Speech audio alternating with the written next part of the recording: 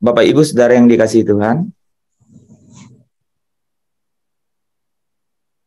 banyak orang yang mencari identitas diri melalui apa yang terbangun secara sistem di tengah dunia ini, ya.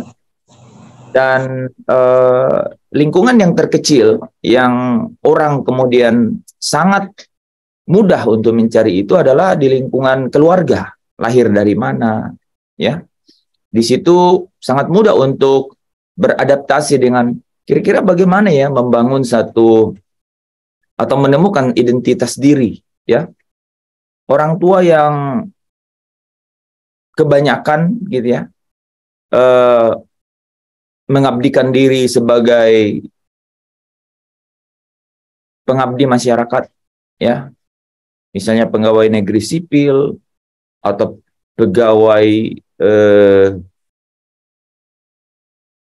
yang bekerja di bidang militer atau kepolisian, artinya non sivil gitu ya.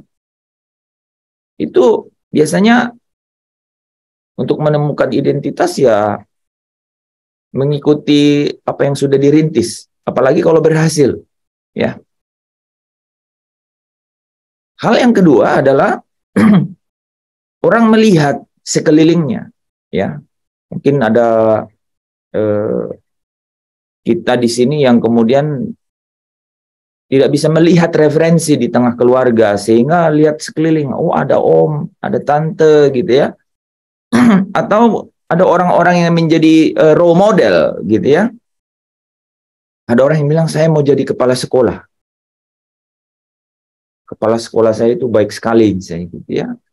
Dia bisa mengayomi banyak orang, ya, menolong banyak orang misalnya, ya, menemukan identitas, ya. Atau lebih jauh dari itu, lingkungan sosial, gitu ya. Ada orang yang bilang saya mau jadi pengabdi masyarakat, gitu ya.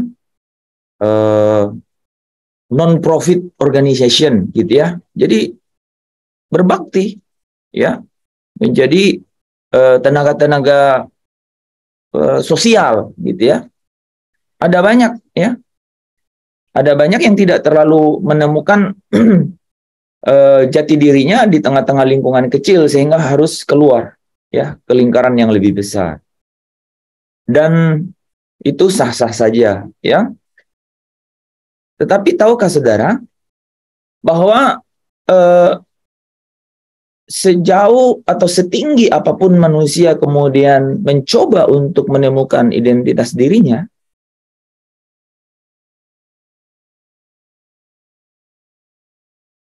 sebenarnya, ya, sebenarnya mereka mencoba untuk menemukan keadaan yang stabil, keadaan yang bisa tenang, ya. Ini secara pikiran bisa tenang, secara jiwa bisa tenang, stabil, gitu ya. Artinya tidak terganggu. Kalau sampai terganggu, dia akan beradaptasi. Misal, ya, kerja di sini penghasilan sekian. Wah, kalau begini terus, saya tidak bisa menolong orang lain, gitu. Atau saya tidak bisa memiliki misalnya ya, kendaraan roda 4 misalnya, dan dia berusaha untuk adaptasi, dia berusaha untuk merubah diri kemudian untuk mencapainya. Tidak berhenti di situ, keinginan itu terus bertambah karena apa? Di sekelilingnya kemudian juga terus berubah, kan? Perubahan itu adalah keniscayaan, ya. Terus berubah dan tidak pernah berhenti sehingga orang terus kemudian juga ingin untuk beradaptasi terhadap itu. Sadar atau tanpa sadar, ya, waktu berjalan terus, ya. Tulang pipi semakin kering dan keriput. Waktu berjalan dan tidak pernah habis, ya, yang namanya mau jadi ini, mau punya ini, mau seperti ini. Keadaan-keadaan itu, saudara, itu mempertontonkan kepada kita bahwa mencari identitas diri manusia di tengah dunia ini itu adalah akan bertemu dengan yang namanya kefanaan. Kenapa saya katakan begitu? Karena akhirnya ini, saudara, akhirnya semakin waktu itu bergulir dan kemudian menemukan yang namanya ajal, begitu. Dan ya kalau seperti orang kaya itu ya, orang kaya yang bodoh itu katakan apa? Untuk apakah semua ini, katanya. Ya. Dia katakan bersenang-senanglah, ya. Seolah-olah dengan semua tersedia itu dia bisa nikmati, ya. Dia bisa berhenti, tetapi ya, tetapi ketika kenyataan hidup datang kepadanya bahwa untuk apakah semua ini kalau nyawamu diambil daripadamu, maka selesai. Bertemu dengan yang namanya kefanaan. Tapi begitu tragis. Sepanjang umur hidup mencoba untuk menemukan identitas itu.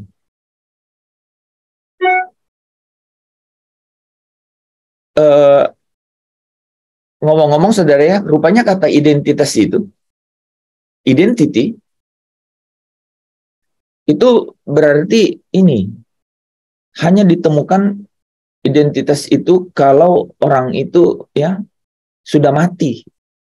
Itulah identitasnya. Saya ulang ya.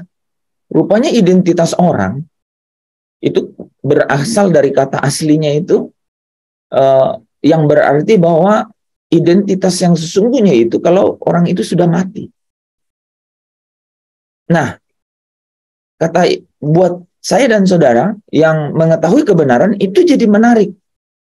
Bahwa identitas kita itu kalau kita mati.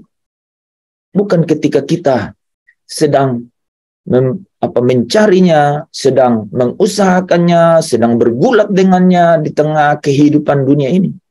Tapi identitas itu ketika kita mati. Nah, kan itu menarik ya. Karena rupanya identitas seseorang di dalam kalau mati di dalam Tuhan itu kita tahu kebenarannya, ya. Firman Tuhan katakan berharga di mata Tuhan, bernilai tinggi di mata Tuhan orang yang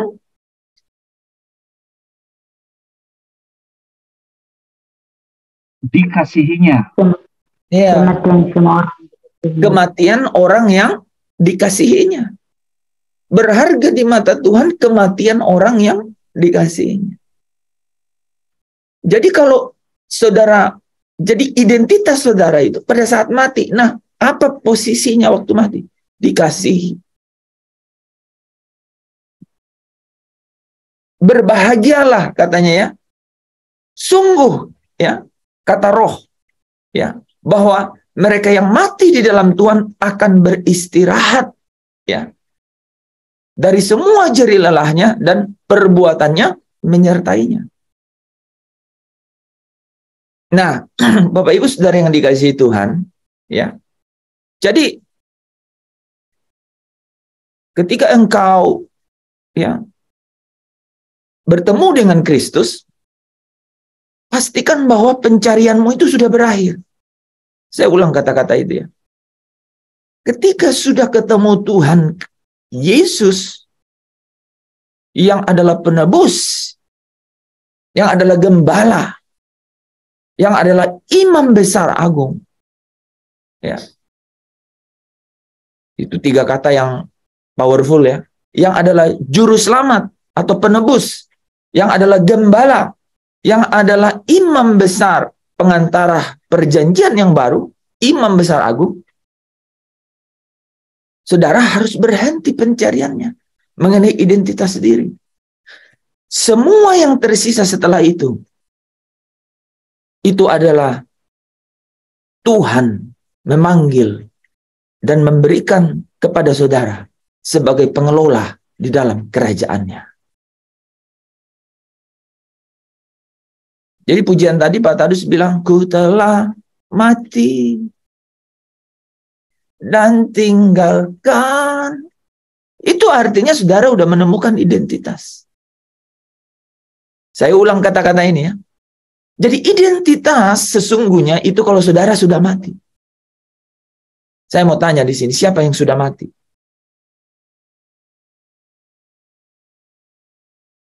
Ya belum lah Pak, katanya kan saya masih hidup ini. Menarik loh saudara. Ya. Jadi identitas saudara dari kata asli itu kalau orang sudah mati. Nah, jadi kalau saudara mau menemukan identitas, itu memang saudara harus mati di dalam Kristus dulu. Roma 6 ayat 11 katakan, demikianlah engkau memandangnya bahwa engkau sudah mati. Hanya ketika engkau sudah mati, kau temukan identitas yang baru. Dan identitas itu adalah identitas barumu sebagai ciptaan yang baru di dalam Kristus. Tadi Pastor Lepris cerita bahwa luar biasa kita mengetahui dan dari kebenaran kita memahami bahwa pada Allah ada rancangan mengenai engkau dan saya.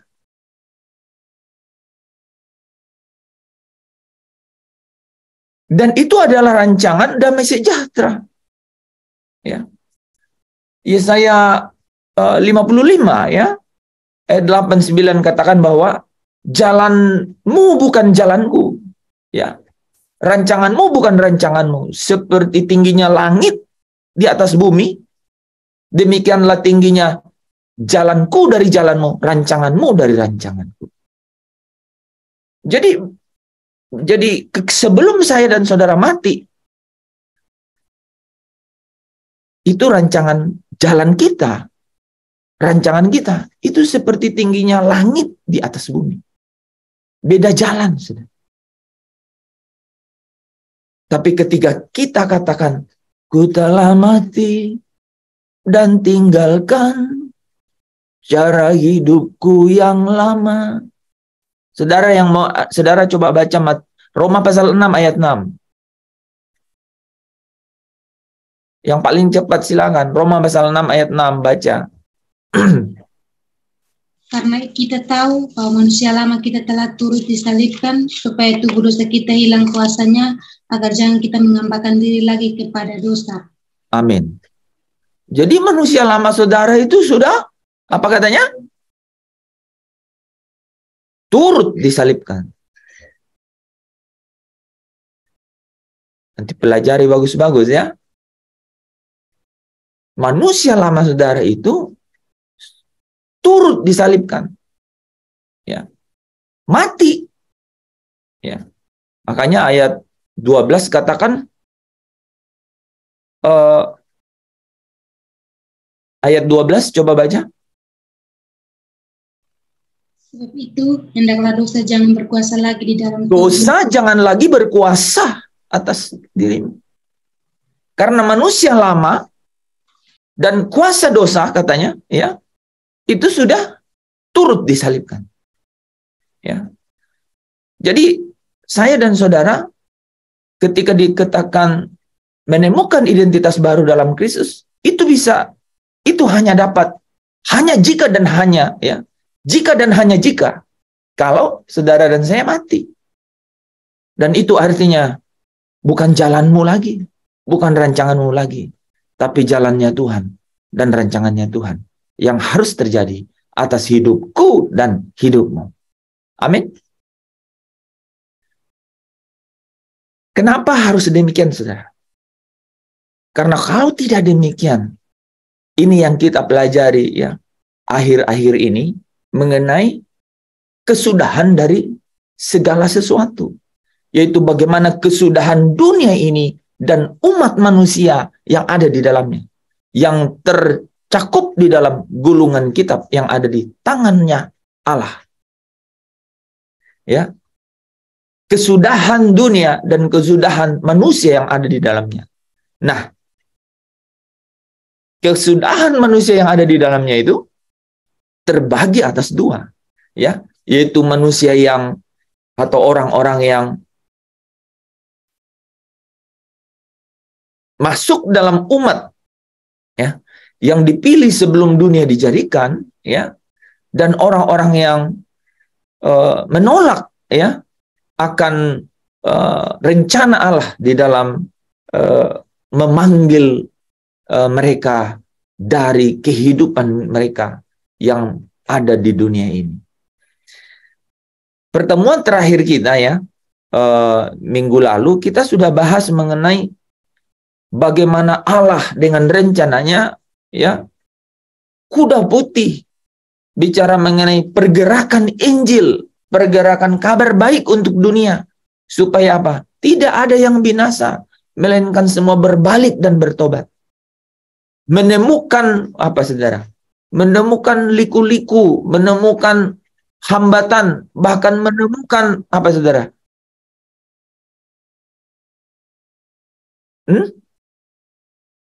Menemukan apa? Satan. Menemukan apa? Konflik. Menemukan konflik sampai ada pertumpahan darah, ya.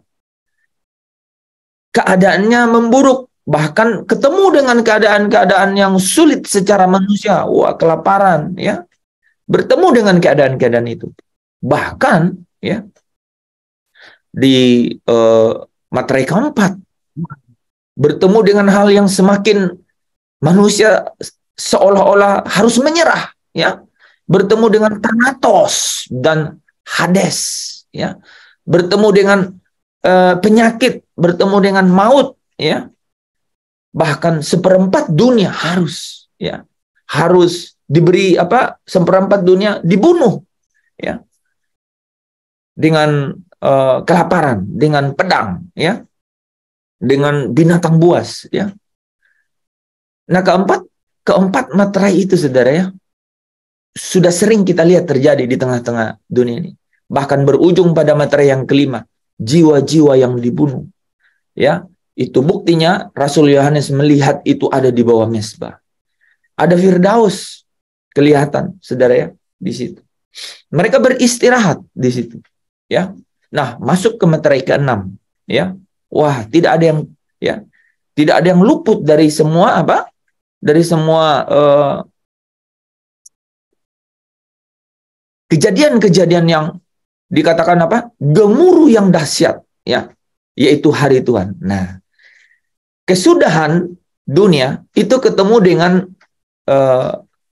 pembahasan kita tadi minggu lalu adalah hari Tuhan dan hari murka besar, ya. Itu yang kita pelajari minggu lalu, ya. Kita lihat di Wahyu pasal 6, ya, ayat ke-15 sampai ke-17.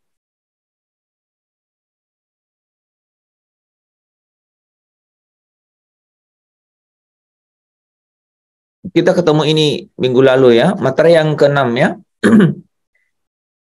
Dikatakan semua, ya, semua lapisan itu merasakan akibatnya, ya. Raja-raja di bumi, perwira-perwira, orang kaya, orang berkuasa, budak, bahkan sampai budak, ya. Dan mereka tidak tahan sehingga mereka berkata kepada gunung-gunung dan kepada batu-batu, runtuhlah menimpa kami dan sembunyikanlah kami terhadap Dia, anak domba, yaitu yang duduk di atas tahta dan terhadap murka anak domba itu. Sebab sudah tiba hari besar murka. Sudah tiba hari besar murka. Mereka, ya, sudah tiba hari besar murka mereka. Murka mereka. Mereka yang ada di bumi, ya. Dan siapakah yang dapat bertahan? Nah, dari konteks ayat terakhir ini, saudara, itu saudara bisa lihat bahwa ada yang jatuh di dalam akibat dari hari besar murka. Dan ada yang dikatakan ada yang dapat bertahan. Nah, ya. Dari dua kata ini kita akan melihat kesudahan manusia. yaitu kesudahan orang-orang kudus, orang-orang benar, dan kesudahan orang-orang fasik. Ya, sejenak kita lihat, saudara ya, mengenai hari besar murka. Saya ulang ya, minggu lalu. Ya, ada beberapa ayat dalam Alkitab yang mencatat mengenai murka. Ya, hari besar murka. Siapa yang ditimpa oleh hari besar murka? 1 Tesalonika 5 ayat 9 dan 10. Karena Allah tidak menetapkan kita untuk ditimpa murka. Allah tidak menetapkan kita, ya, orang-orang percaya untuk ditimpa murka, tetapi untuk beroleh keselamatan oleh Yesus Kristus Tuhan kita, yang sudah mati untuk kita, supaya entah kita berjaga-jaga, entah kita tidur, kita hidup bersama-sama dengan Dia. Jadi kita tidak ditetapkan untuk ditimpa murka, tapi beroleh keselamatan. Roma 5 ayat 8 sampai 9. Akan tetapi Allah menunjukkan kasih-Nya kepada kita oleh karena Kristus telah mati untuk kita ketika kita masih berdosa. Lebih-lebih karena kita sekarang telah dibenarkan oleh darah-Nya, kita pasti akan diselamatkan dari murka Allah. Saudara ingat ayat-ayat ini, kemudian nanti bayangkan ya, ayat tadi itu ya. Sudah ini ya saudara ya. Sudah tiba hari besar murka.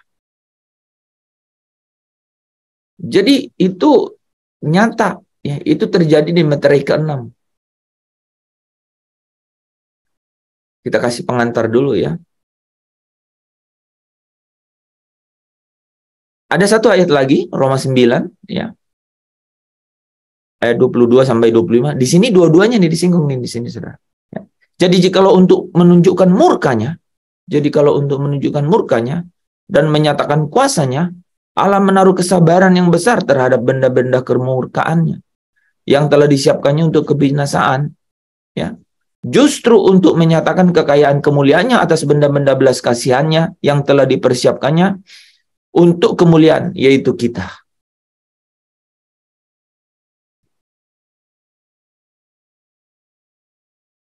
Ada dua keadaan yang saling bertolak belakang ya. Jadi kalau untuk menunjukkan murkanya dan menyatakan kuasanya, Allah menaruh kesabaran yang besar terhadap benda-benda kemurkaannya yang telah disiapkannya untuk kebinasaan. Justru untuk menyatakan kekayaan kemuliaannya atas benda-benda belas kasihannya yang telah dipersiapkannya untuk kemuliaan. Ini saudara kalau catat kata-kata ini menarik nih ya. Benda-benda belas kasihannya yang telah dipersiapkannya untuk kemuliaan. Ya. Jadi memang ada yang dipersiapkan untuk kemuliaan, yaitu kita. Ya. Oke. Nah. Jadi siapa yang dapat bertahan? Kalau semua ini katanya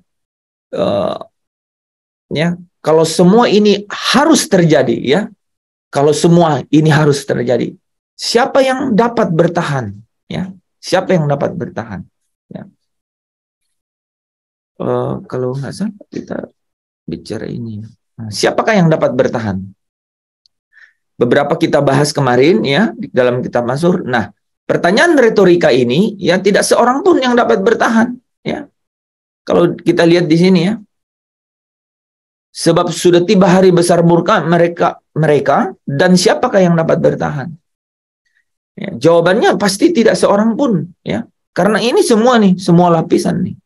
Tapi ada tulisan mereka yang dimeteraikan. Nah, kita ingin cari tahu ini sebenarnya ya. Tapi saya kasih clue dulu ini karena ini langsung loncat ke Wahyu 14 dari Wahyu pasal 6. Ini adalah meterai yang ke-6. Nah, teman-teman, ketika Yohanes menulis Wahyu pasal 7, persis setelah ayat terakhir dari Wahyu pasal 6 yang berkata siapakah yang dapat bertahan, itu langsung dimulai dengan kata kemudian daripada itu.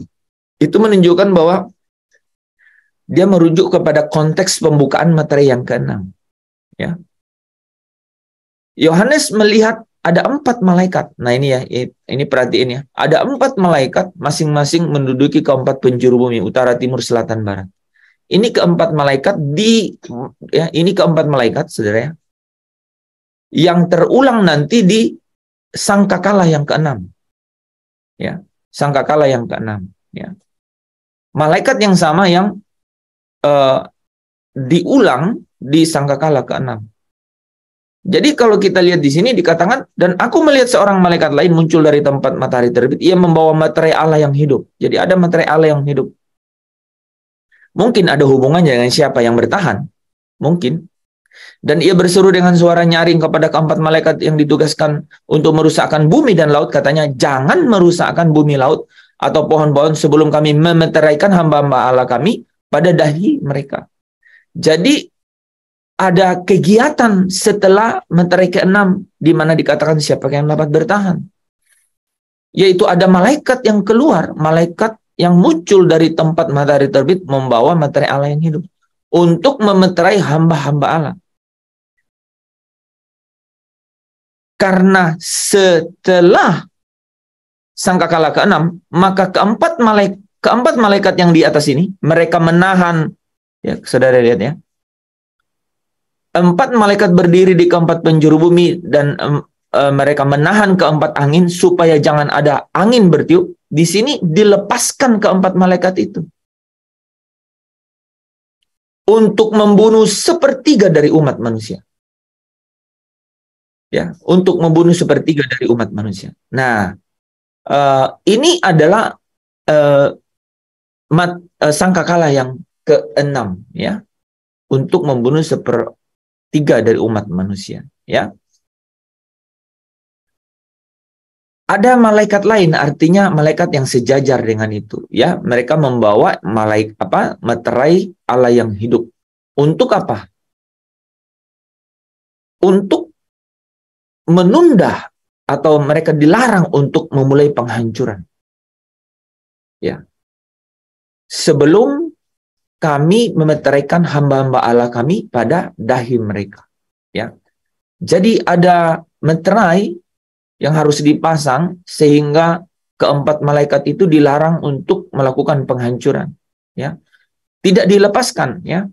Nah, apa sesungguhnya materai itu? Kita sudah bahas kemarin terakhir, ya. Itu adalah tanda atau simbol yang tidak kasat mata, artinya tidak kelihatan. Itu disebut sebagai di Wahyu 14 ayat 1 sebagai namanya yang tertulis di dahi mereka. Ya. Ada materai, ya, yang akan dikenakan pada hamba-hamba Allah. Dan ini penting materai ini, karena waktu di sangkakala yang ke-5 itu kepada malaikat dipesankan supaya mereka jangan merusak rumput-rumput di bumi atau tumbuh-tumbuhan atau pohon-pohon, melainkan hanya manusia yang tidak memakai materai Allah di dahinya. Jadi sebelum masuk ke sangkakala pertama, ini materai terpasang. Sehingga pada saat sangkakala ke-5 itu ditiup, maka ada pesan, ya, hanya manusia yang tidak memakai materai Allah di dahinya yang akan mengalami pengrusakan, ya. Nah, kalau kita lihat di Wahyu 14 ayat 1 dikatakan, dan aku melihat sesungguhnya anak domba berdiri di bukit Sion dan bersama-sama dengan dia 144.000 orang, dan di dahi mereka tertulis namanya dan nama Bapanya. Jadi ada tanda yang kasat mata yang tertulis di dahi mereka, yaitu namanya atau nama anak domba dan nama Bapa, ya. Juga ada di Wahyu 22 ayat 4, ya. Dan mereka akan melihat wajahnya dan namanya akan tertulis di dahi mereka. Jadi, saudara, kalau lihat, perhatikan kembali ke Wahyu pasal 7 tadi, dikatakan apa? Sebelum kami mementeraikan hamba-hamba Allah kami pada dahi mereka. Yang di dahi itu apa? Namanya. Ya, nama anak domba dan nama Bapa yang ada di dahi itu. Oke, kita lanjut ya. Nah, mari kita lihat ya kata dimeteraikan. Kita flashback sedikit ya, dimeterai. Berarti dimeteraikan ini sangat penting ya, saudara ya. Dulu pernah kita bahas, kalau ingat saudara diagram ini, ada meterai Roh Kudus di sini. Kemudian ada meterai Allah yang hidup. Dulu saudara nggak ngerti, belum ngerti. Nah, mari kita lihat. Bagi orang Kristen ada 3 pengertian meterai ya. Yang pertama, Allah Bapa memeteraikan mereka dengan perlindungan Allah di sepanjang hidupnya. Ya. Jadi orang-orang yang percaya itu dimeteraikan oleh Bapa.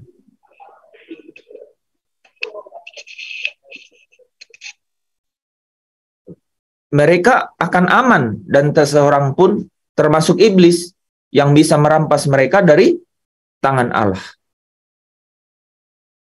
Allah Bapa memeteraikan.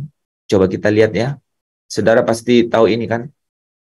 Kata meterai itu saudara ya, dari kata spraguso artinya tanda milik. Ya. Tanda milik. Nah, coba kita kembali ke sini ya. Oh, boleh juga ya. Saudara di sini ya. Spraguso, tanda milik ya. Dulu ingat kan diagram ini ya, ada meterai Allah yang hidup. Ini juga ada meterai Roh Kudus. Jadi ada meterai Roh Kudus yang juga Allah yang berikan, tapi tiba-tiba ada meterai Allah yang hidup. Efesus 1 ayat 14 katakan begini. Dan Roh Kudus itu adalah jaminan bagian kita. Adalah jaminan bagian kita sampai kita memperoleh seluruhnya. Ini bagian kita ini diterjemahkan sebagai warisan, ya, warisan. Warisan itu artinya kita punya hak terhadap warisan karena anak sulung punya hak sama warisan. Dan Roh Kudus itu adalah jaminan supaya kita warisan kita itu kita peroleh seluruhnya. Apa itu? Artinya belum ya? Artinya belum terima kan? Apa itu? Yaitu penebusan yang menjadikan kita milik Allah. Ya, untuk memuji kemuliaannya. Jadi menjadikan kita milik Allah. Ya. Jadi Roh Kudus dimeterai di awal untuk menjadi warisan, ya, supaya artinya kita punya hak untuk terima itu, ya, untuk memperoleh seluruhnya. Artinya belum, ya, yaitu penebusan yang menjadikan kita milik Allah. Artinya dimeteraikan. Nah, ini kalau saudara bisa tangkap, berarti ini yang menjadikan kita milik Allah ini artinya akan dimeteraikan nanti di terakhir. Ya. Kita lanjut ya. Di Wahyu pasal 7 ayat 2-3 yang kita baca tadi kan. Itulah arti dimeterai itu jadi milik Allah. Jadi dari Efesus 1 ayat 14 nih ya. Sampai kita memperoleh seluruhnya. Kapan itu kita memperoleh seluruhnya? Pada saat malaikat itu ditugaskan untuk memeteraikan hamba-hamba Allah pada dahi mereka. Ya. Oke. Nah, kalau saudara ingat ini kata-kata ini ya, di Yohanes 10 ayat 29. Sebagai milik Allah, ya, Bapakku yang memberikan mereka kepadaku lebih besar daripada siapapun dan seorang pun tidak dapat merebut mereka dari tangan Bapa. Jadi tanda milik, ya, tidak seorang pun dapat merebut mereka dari tangan Bapa. Jadi Bapa memeteraikan, ya. Oke. Nah, Yesus Kristus memeteraikan mereka dengan menebus mereka dengan darahnya yang mahal. Menjadi milik Kristus, ya. Yohanes 10 ayat 28. Dan aku memberikan hidup yang kekal kepada mereka dan mereka pasti tidak akan binasa sampai selama-lamanya. Dan seorang pun tidak akan merebut mereka dari tanganku. Dia adalah tangan Kristus, yaitu milik Kristus. Maka 1 Korintus 3 ayat 23 katakan, kamu adalah milik Kristus. Dan Kristus adalah milik Allah. Saudara bisa perhatiin kata-kata ini berurutan. Kamu adalah milik Kristus dan Kristus adalah milik Allah. Jadi kita itu dilihat oleh Allah di dalam Kristus. Ya. Jadi barang siapa menjadi milik Kristus, ini jadi tanda di dahi, yaitu tanda namanya itu kayak apa? Kan kasat mata. Nah, kita bisa lihat di sini. Kalau saudara itu punya tanda di dahi, yaitu tanda nama Kristus, bagaimana kira-kira terjadinya? Kamu adalah milik Kristus. Bagaimana saya bisa tahu? Kalau kamu milik Kristus, kamu telah menyelipkan daging dengan segala hawa nafsu dan keinginannya. Then you are belongs to Christ. Sehingga kamu adalah milik Kristus. Ya, kasat mata, tapi ini adalah tanda nama di dahi. Yaitu ketika engkau milik Kristus, itu artinya engkau telah menyelipkan daging dengan segala hawa nafsu dan keinginannya. Dan itu artinya apa? Kamu tidak hidup di dalam daging. Itu artinya kamu hidup di dalam roh. Ya. Makanya Roma 8 ayat 9 katakan nih, jika memang roh Allah diam di dalam kamu, ya, kamu akan hidup di dalam roh itu dan tidak hidup di dalam daging. Sebaliknya, jika orang tidak memiliki roh Kristus, ia bukan milik Kristus. Jadi saudara bisa tanya nih sekarang, apakah saya kira-kira dimeterai? Apakah kira-kira meterai itu kalau artinya adalah tanda di dahi dan itu artinya tanda nama anak domba? Apakah saya kira-kira dapat? Pertanyaannya adalah, apakah engkau ada roh Kristus di dalam engkau? Kan gitu kan? Ya, karena kalau engkau milik Kristus, engkau menyelipkan daging dengan segala hawa nafsu dan keinginannya. Tidak hidup dalam daging, melainkan di dalam roh. Amin. Nah, ini penting saudara ya. Di sini memberi kita clue bahwa tidak kasat mata, tidak kelihatan sebagai simbol yang kelihatan secara fisik, tapi dari apa saudara? Dari setiap kebenaran ini, ya, kita bisa melihat bahwa, oh, tanda nama di dahi itu adalah bicara mengenai kita adalah milik Kristus. Artinya kita menyalipkan daging dengan segala hawa nafsunya dan tidak hidup menurut daging lagi artinya. Dan artinya kita hidup menuruti keinginan roh. Karena roh itu diam di dalam kita. Amin. Ya, ya. Dan jikalau kamu milik Kristus, ini saudara ya, maka kamu juga adalah keturunan Abraham, ya, dan berhak menerima janji Allah. Nah, janji Allah itu ya ini apa? Meterai Bapa. Ya. Ada meterai ya, oke. Nah, selain itu, saudara ya, Roh Kudus telah juga memeteraikan kamu, ya, dengan memberikan kuasa sebagai anak-anak Allah, yaitu lahir dari roh, ya. Kita lahir dari roh, ya. Efesus 1 ayat 13 katakan, di dalam Dia kamu juga karena kamu telah mendengar firman kebenaran, yaitu Injil keselamatanmu, di dalam Dia kamu juga ketika kamu percaya dimeteraikan Roh Kudus yang dijanjikannya itu, ya. Nah, saudara, bagaimana caranya? Yohanes 1 ayat 12 sampai 13, ya. Saudara bisa lihat. Jadi katakan ketika kamu percaya, artinya apa? Percaya di dalam nama Kristus. Itu artinya apa? Kamu diperanakkan bukan dari darah atau dari daging, bukan pula secara jasmani oleh keinginan seorang laki-laki, melainkan dari Allah. Artinya apa? Yohanes 3 ayat 5 sampai 6. Ya, aku berkata kepadamu sesungguhnya jika seorang tidak dilahirkan dari air dan roh, ia tidak dapat masuk ke dalam kerajaan Allah. Apa yang dilahirkan dari daging adalah daging, dan apa yang dilahirkan dari roh adalah roh. Ya. Sebab semua yang lahir dari Allah mengalahkan dunia, dan inilah kemenangan yang mengalahkan dunia, yaitu iman kita. Ya. Roh Kudus memimpin kita ke dalam seluruh kebenaran, dan kebenaran itu akan membangkitkan iman. Ya. Nah, jadi dimeteraikan di dalam hidup orang Kristen itu kita bisa lihat dari 3 sudut pandang, ya. Nah, kita lanjutnya. Tetapi orang yang dimeterai ini, saudara, saya ulangi, orang yang dimeterai ini dimeteraikan Roh Kudus, dimeteraikan Kristus, dimeterai oleh Allah Bapa sendiri, tetapi mereka tidak terbebas dari penderitaan secara fisik. Fakta ini kita bisa lihat, ya, orang-orang Kristen di ke-7 jemaat yang di kitab Wahyu pasal 2, pasal 3, ya. Bahkan sepanjang abad, ya, banyak orang Kristen yang dianiaya, disiksa gitu, ya, dibunuh karena kesaksian iman, ya, kesaksian iman mereka, ya, akan Kristus. Nah, lalu apa artinya dimeteraikan kalau begitu? Katanya dimeteraikan itu tanda hak milik. Itu artinya ada, katanya karena artinya apa? Perlindungan. Nah, perlindungan.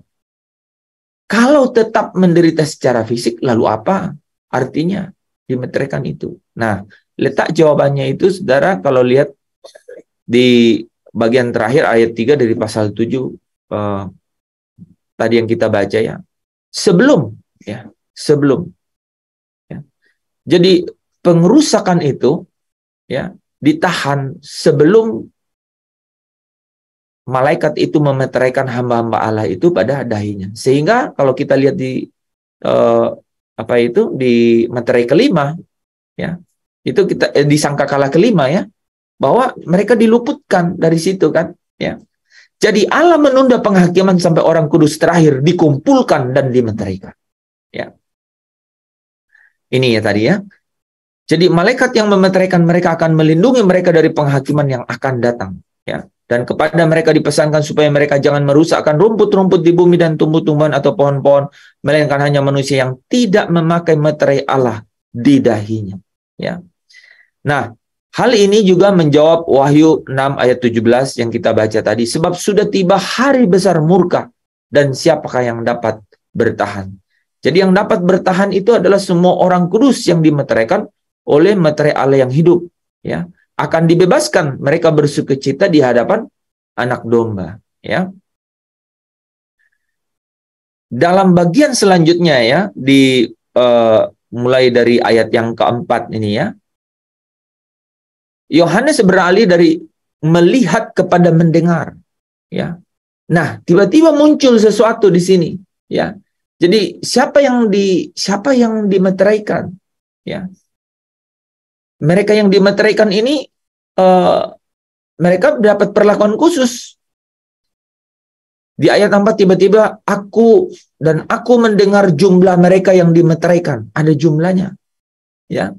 144.000 yang telah dimeteraikan dari semua suku keturunan Israel, ya. Dari suku Yehuda 12.000 yang dimeteraikan, dari suku Ruben 12.000, dari suku Gad 12.000, dari suku Aser 12.000, dari suku Naftali 12.000, dari suku Manase 12.000, dari suku Simeon 12.000, dari suku Lewi 12.000, dari suku Isakar 12.000, dari suku Sebulan 12.000, dari suku Yusuf 12.000, dari suku Benyamin 12.000. Inilah 12 anak-anak Yakub. Ya. Nah, saudara, ya, menarik saya mau jelaskan malam hari ini, ya, di setengah jam ke depan, ya. Karena di ayat ke-4 sampai ke-8 ini muncul kalimat 144.000. Nah, ini perlu dijelaskan, ya. Dan penjelasannya harus komprehensif, saudara, supaya kita bisa mengerti makna yang sesungguhnya, ya. Mendengar jumlah mereka yang dimeteraikan artinya apa? Jumlah total sudah bukan rahasia lagi. Tidak perlu menunggu lagi orang terakhir yang dimeteraikan. Kan udah jelas 144.000. Oke, mari kita belajar. Allah sudah mengetahui jumlah mereka yang dimeteraikan. Dan Yohanes menyampaikan secara simbolis kepada pembaca kitab Wahyu ini, ya. 144.000. Nah, saudara, jumlah mereka yang dimeteraikan 144.000 ini, itu kalau kita mau memahami ya. Nah, ini ada pembahasannya saudara. Ya. 144.000 ya. 12 kali 12 kali 1.000.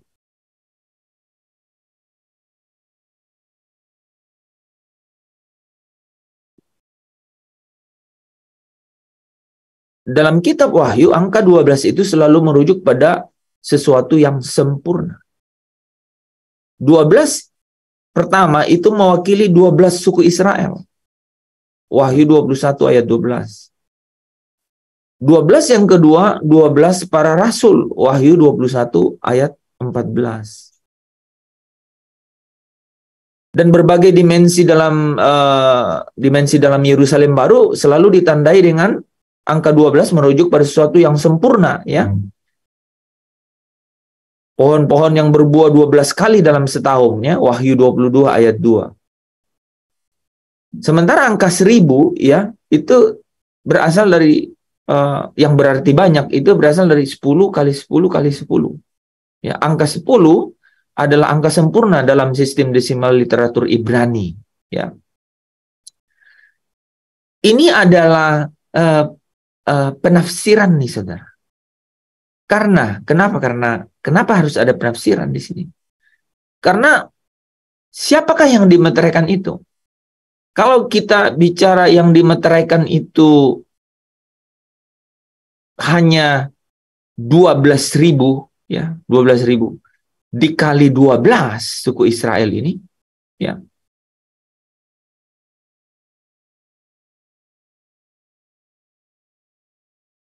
Untuk apa Yesus datang ke dunia ini? Ya kan? Artinya penjelasannya pasti jauh melampaui pemahaman yang yang letterleh ini, yang tertulis ini, gitu. Sehingga dapat ditafsirkan dengan salah satu penafsiran seperti ini. Mari kita lanjut ya, melihat lebih dalam ya. Jadi siapa yang dimeteraikan ini? Kalau kita lihat di Wahyu 7 ayat 9, kita langsung bandingkan ya di ayat 9, kelanjutan dari ayat 4 dan sampai 8 tadi. Kemudian daripada itu aku melihat sesungguhnya satu kumpulan besar orang banyak yang tidak dapat terhitung banyaknya, dari segala bangsa dan suku dan kaum dan bahasa, berdiri di hadapan tahta dan di hadapan tahta Anak Domba, memakai jubah putih dan memegang daun-daun palem di tangan mereka. Ini lebih relevan kan? Dari segala bangsa dan suku dan kaum dan bahasa. Kan Injil kebenaran ini harus diberitakan sampai ke ujung bumi kan? Jadikanlah semua bangsa muridku, kan katanya begitu. Kan? Bukan hanya bangsa Israel, kan gitu. Bangsa Israel kan. Tapi semua bangsa. Nah, makanya pada saat kita ketemu dengan ayat 7 selanjutnya, itu mau memberikan sesuatu yang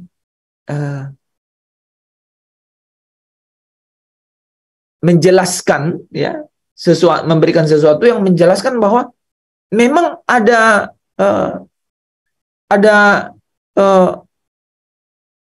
caranya Allah gitu untuk menjangkau dunia ini.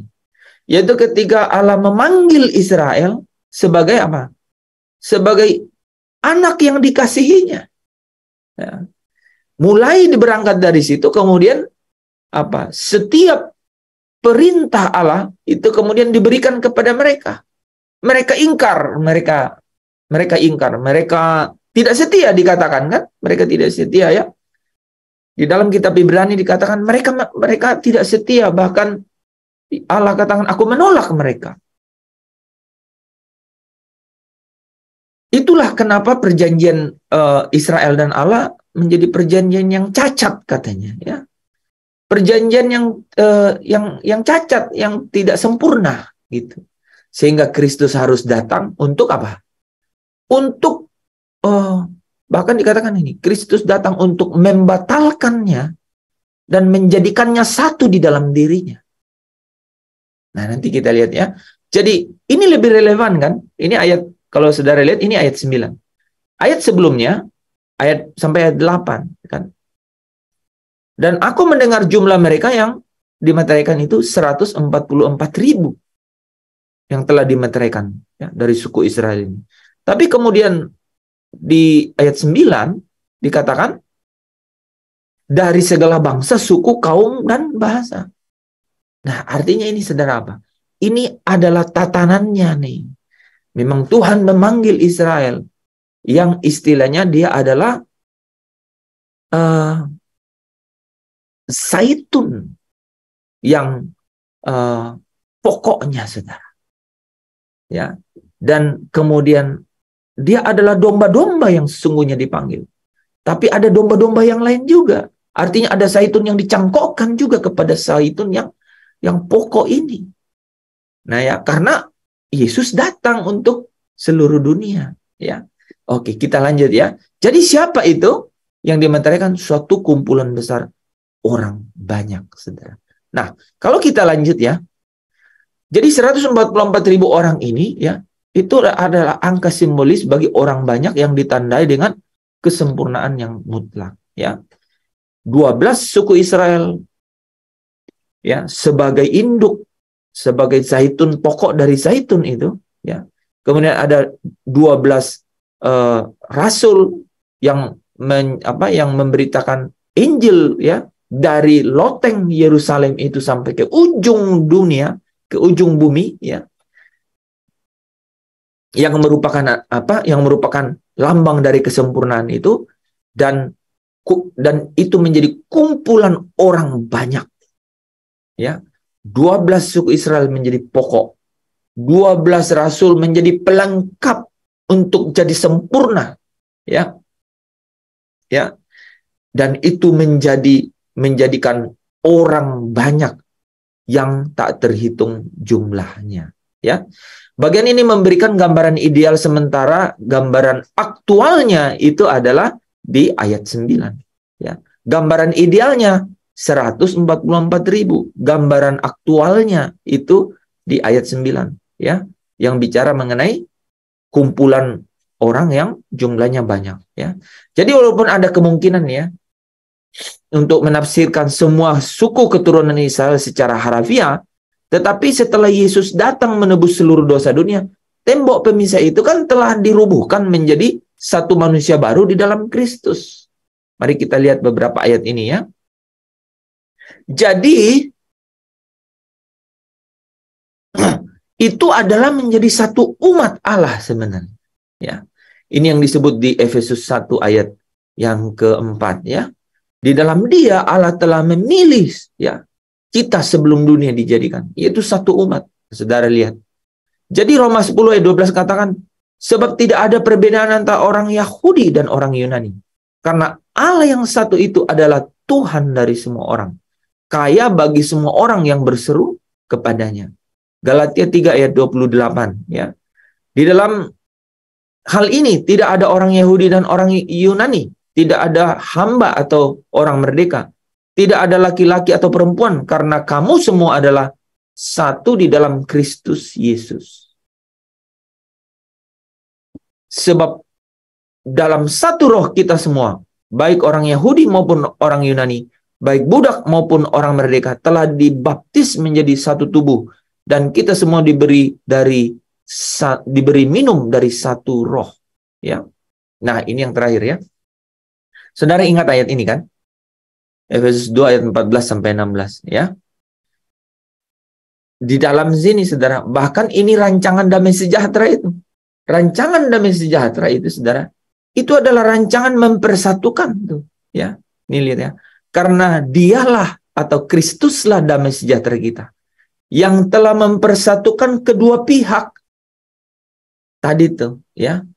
Ayat 4 sampai 8, 12 suku Israel, Yahudi, dan pihak yang lain atau domba-domba yang lain ya, melalui pemberitaan para rasul yang diistilahkan orang Yunani ya, telah dipersatukan, dan yang telah merubuhkan tembok pemisah di antara keduanya, yaitu perseteruan, sebab dengan matinya sebagai manusia ia telah, saudara lihat, membatalkan hukum Taurat dengan segala perintah dan ketentuannya. Karena dia menggenapi di dalam dirinya, kan? Ya, menurut Roma pasal 8 ayat 2 ya dan 3. Untuk menciptakan keduanya menjadi satu manusia baru di dalam dirinya. Dan dengan itu mengadakan damai sejahtera. Saudara perhatikan. Ya, satu umat ya. Jadi rancangan damai sejahtera itu ya. Rancangan damai sejahtera itu yang sejak semula Allah sudah rancangkan, saudara, itu adalah menarik. Itu adalah bicara mengenai dimeteraikannya 144.000 dari suku Israel yang menjadi pokok zaitun. Dan kemudian kasih Allah kepada seluruh dunia sehingga setiap melalui pemberitaan para rasul dari loteng Yerusalem itu bisa sampai ke ujung bumi setiap kabar baik itu. Ya. Yang membawa semua suku, bangsa dan bahasa juga dapat datang ya dibawa kepada Allah. Sehingga Alkitab berkata, kamu yang jauh sudah menjadi dekat. Ya. Kamu yang jauh hidup juga dalam damai sejahtera. Kamu yang dekat hidup juga dalam damai sejahtera. Maka kalau saudara perhatikan ayat ini menarik. Dikatakan dengan itu mengadakan damai sejahtera. Dan untuk memperdamaikan keduanya di dalam satu tubuh dengan Allah oleh salib. Dengan melenyapkan perseteruan pada salib itu. Nah Bapak Ibu Saudara yang dikasihi Tuhan. Ini yang kita bisa tangkap ya dari Wahyu pasal 7 ya. Ayat 4 sampai ayat yang ke-9 ya. Di mana kita bisa melihat bahwa ada orang-orang yang dimeteraikan ya.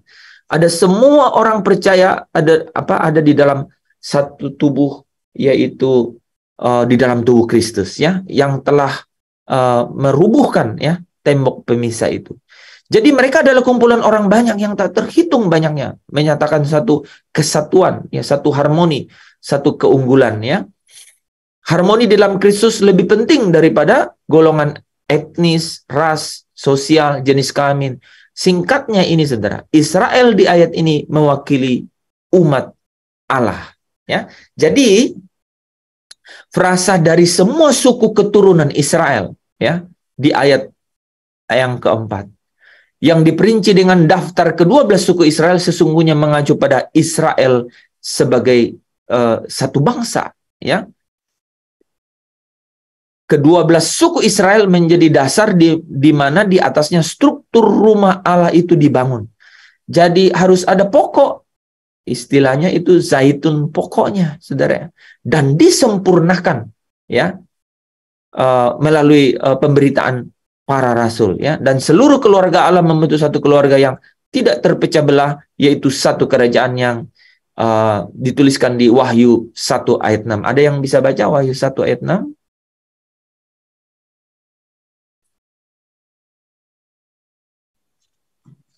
Wahyu 1 ayat 6.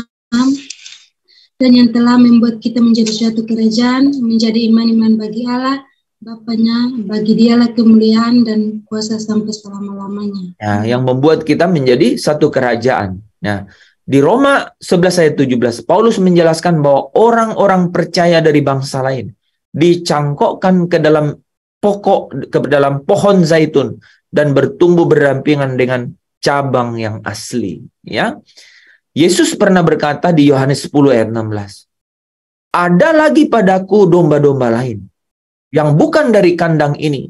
Ya, domba-domba itu harus kutuntun juga dan mereka akan menjadi satu kawanan dengan satu gembala. Saya ingatkan tadi saudara ya, yang di Efesus pasal 2 ya ayat 16. Dengan demikian dia mengadakan damai sejahtera. Ya, nah kalau kita lihat nih ya secara sepintas nih teman-teman di sini, itu anak Yakub itu dimulai dengan siapa ya? Anak paling sulung siapa? Ruben kan? Tapi di sini dimulai dengan siapa nih? Yehuda. Nah, saudara bisa lihat ya. Jadi kalau kita lihat susunan daftar suku di ayat 5 sampai 8 ini urutannya berbeda dengan yang di 1 Tawarik 1 ayat 1 sampai 2 yang dimulai dengan Ruben. Sementara di ayat ini Yehuda mendahului Ruben si anak sulung. Ini yang disebut singa dari Yehuda itu, ya kan? Suku dan dihilangkan dari daftar itu, digantikan dengan Manase, ya. Suku Dan dihapus karena keturunannya menyembah berhala. Yohanes juga mengeluarkan Efraim dari daftar. Suku ini juga setuju dengan Yerobeam untuk menempatkan patung anak lembu emas lain di Betel sebagai ganti ibadah kepada Allah yang benar di Yerusalem. Nah, ini ya. Jadi kita tidak bisa serta-merta mereferensikan ini kepada hanya 12 suku Israel, ya. Nah, itu beberapa penjelasan ya, saudara, bahwa siapakah mereka yang dimeteraikan ini? Mereka adalah Israel yang baru, ya. Mereka adalah gereja Tuhan. Mereka itu adalah jemaat Tuhan, ya. Yang penting di sini adalah ayat yang 9 tadi, ya. Sekumpulan besar orang yang tidak seorang pun bisa menghitungnya. Mereka berasal dari ke-12 suku Israel. Dan sebagai respon dari amanat agung dari loteng Yerusalem itu, sejumlah besar orang dari seluruh dunia telah beriman kepada Kristus, ya. Bersama dengan orang-orang perjanjian lama, mereka membentuk jumlah yang penuh dari hamba-hamba Allah yang dimeteraikan dengan meterai Allah yang hidup itu. Maka Ibrani 11 ayat 40 mencatat ini kan, sebab Allah telah menyediakan sesuatu yang lebih baik bagi kita. Tanpa kita, mereka tidak dapat sampai kepada kesempurnaan. Maksudnya apa? Tanpa orang-orang Yunani, yaitu pemberitaan para rasul, maka tidak akan sempurna, ya. Jadi ada satu kumpulan besar orang banyak, ya. Yohanes menekankan sekali lagi, siapakah yang dapat bertahan itu? Ayat 4 bicara mengenai 144.000 orang yang dipahami secara simbolis sebagai sesuatu yang ideal, kan? Di mana melalui angka-angka itu Yohanes menuliskan suatu gambaran ideal kesempurnaan dari apa yang didengarnya. 12 suku Israel kali 12 para rasul, ya, dikali 1000 artinya banyak, ya. Sementara di ayat 9 bicara mengenai kumpulan besar orang banyak sebagai sesuatu yang bersifat realitas, suatu realitas yang dilihatnya di surga, di mana orang-orang kudus sedang berdiri di hadapan tahta Allah dan tahta anak domba, ya. Jadi selain Yohanes telah melukiskan para tua-tua, ya, dan malaikat yang berdiri di sekeliling tahta, Yohanes juga melihat kumpulan orang banyak yang memasukin surga dan berdiri di hadapan tahta Allah dan tahta anak domba, ya. Frasa kemudian memperkenalkan situasi baru di surga nih, saudara, ya. Kemudian daripada itu aku melihat sesungguhnya suatu kumpulan besar orang banyak yang tidak dapat terhitung banyaknya. Siapakah yang bisa bertahan dari hari besar murka? Mereka adalah suatu kumpulan besar orang banyak. Ini setelah meterai ke-6 di Wahyu pasal 6. Tiba-tiba masuk Wahyu pasal 7 ada interlips, ya, yaitu intermezzo mengenai suatu kumpulan besar orang banyak ini, ya. Sebelum Yohanes mencatat tentang suku-suku Israel ayat 5, tetapi saat ini Yohanes menuliskan orang-orang kudus dari setiap bangsa, suku, dan kaum dan bahasa, ya. Ayat ini melukiskan gereja secara universal dalam pengertian paling penuh, yaitu penggenapan firman Kristus dalam Matius 24 ayat 14. Dan Injil kerajaan ini akan diberitakan ke seluruh dunia menjadi kesaksian bagi semua bangsa, sesudah itu barulah tiba kesudahannya. Jadi dari sini kita belajar, teman-teman, bahwa ada yang dimeteraikan sebelum masuk ke dalam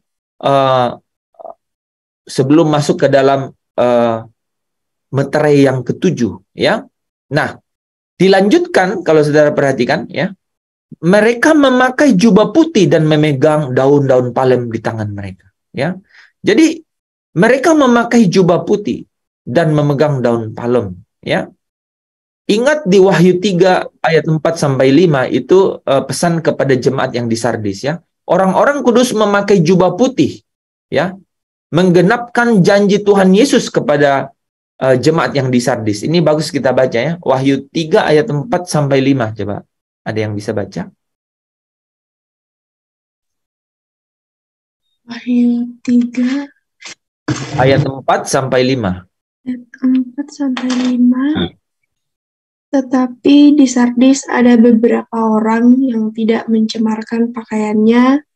Mereka akan berjalan dengan aku dalam pakaian putih, karena mereka adalah layak untuk itu. Barang siapa menang, ia akan dikenakan pakaian putih yang demikian. Aku tidak akan menghapus namanya dari kitab kehidupan, melainkan aku akan mengaku namanya di hadapan Bapakku dan di hadapan para malaikatnya. Ya, bagus sekali tuh ayat itu, saudara, ya. Jadi ada orang-orang yang tidak mencemarkan pakaiannya. Terus Yesus bilang, barang siapa menang akan kukenakan pakaian putih yang demikian. Dan aku tidak akan menghapus namanya dari kitab kehidupan, ya. Semuanya nyambung, ya, saudara, ya. Jadi orang yang dimeterai ini, yaitu suatu kumpulan besar orang banyak, itu mereka memakai jubah putih, ya. Karena mereka tidak mencemarkan dirinya, ya. Mereka akan mendapat, dan mereka inilah yang ada di dalam buku kitab kehidupan. Nah, terus ya bagian yang kedua ini, ya, kita pernah pelajari ini, ya, Wahyu 6 ayat 11, ya. Jiwa-jiwa yang berada di bawah mezbah itu diberi juga pakaian putih. Warna putih melambangkan kemuliaan dan kebenaran, ya. Di sini kita juga melihat adegan surgawi, ya, yaitu tanda kemenangan, ya. Saudara ingat daun palem, ya, ketika Yesus masuk Yerusalem, ya. Di sini dicatat, dan kemudian di 1 Yohanes 5 ayat 4, kemenangan adalah milik Tuhan Yesus yang telah menaklukkan iblis, maut dan kerajaan maut. Demikian juga kemenangan adalah milik orang percaya yang imannya disempurnakan, ya. Inilah yang mengalahkan dunia, yaitu iman orang percaya, ya. Nah, kita berhenti di situ dulu, ya. Saya sengaja tidak meneruskan tadi malam mengenai pembahasan soal kuis supaya kita bisa mengetahui siapa yang dimeteraikan, siapa yang bisa bertahan dari hari besar murka itu, ya. Dan jawabannya itu ada di Wahyu pasal 7, ya, ayat pertama sampai ayat yang ke-9, ya. Nah, kita akan lanjut, ya, hari Kamis untuk bahas materi yang lain, ya, yaitu apa rancangan damai sejahtera bagi orang-orang suatu kumpulan besar orang banyak ini, ya. Kita akan lanjut, dan kita bisa tutup dulu, ya, malam hari ini. Mari kita berdoa. Bapa di dalam kerajaan surga, kami mengucap syukur untuk firman yang boleh kami dengar. Biarlah Engkau menyingkapkan lebih dalam kepada setiap kami, supaya kami Engkau penuhi dengan kekayaan firman-Mu itu, karena kami percaya ketika kebenaran itu memerintah di dalam hati kami, Tuhan, maka kebenaran itu akan menuntun kami kepada setiap kebebasan dari setiap belenggu-belenggu dunia ini, sehingga kami dapat mampu untuk meraih kemenangan di dalam hidup ini, Tuhan. Yaitu ketika kami dapat memilih jalan Tuhan, dan memilih untuk mengikuti atau menuruti pimpinan Roh Kudus dalam hidup kami. Di situ kami akan menemukan kelegaan dan ketenangan di dalam jiwa kami. Dan di sana kami dapat merasakan dan menghayati kehadiran Allah. Allah yang sama, Allah yang akan memeteraikan kami di akhir zaman. Allah yang sama, Allah yang akan menuntun kami untuk melewati hari besar murka itu. Terima kasih Bapa, di dalam Kristus Yesus kami mengucap syukur dan berdoa. Haleluya. Amin. Amin. Amin. Amin. Amin. Amin. Oke, teman-teman, kalau ada pertanyaan silakan.